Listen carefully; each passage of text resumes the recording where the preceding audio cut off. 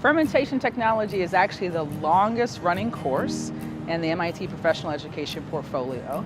And even though the name hasn't changed in close to 60 years, the content certainly has. So participants who come to our class understand that they're going to get a mixture both of the core principles of bioprocess engineering that never change, and they're going to get exposure to what's new and what's different and what sorts of trends have emerged in the field and in technology in terms of how it's practiced in industry, not just from the past 10 years, but going back over the past 50 years. We've learned a lot about the different factors that are at play in fermentations at the larger scales, the different considerations I have to think about when moving between the different scales. So I'm definitely excited to go back to work with a long list of things that I want to try out in the lab.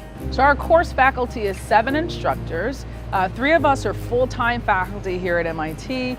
The other 4 have a vast experience in industry. Yeah, it's been great having a wide diversity of lecturers, both at MIT and working in industry, and different levels of experience and seniority, and having seen different things over the course of their career. It's nice to learn both, hear war stories from 30, 40 years ago, and also learn about the latest technologies and what's being used today. It's like a really good space to be where you can learn and at the same time apply your brains. It's been interesting to meet folks that are in related job functions but in a completely different world, for yeast fermentation for baker's yeast or something like that, all the way to somebody that I met that works at Seattle Genetics that does essentially the exact same work that I do. So it's been really great to see people coming from a very diverse background, both educationally and industry-wise, to essentially use this course to broaden their understanding and focus in the industry.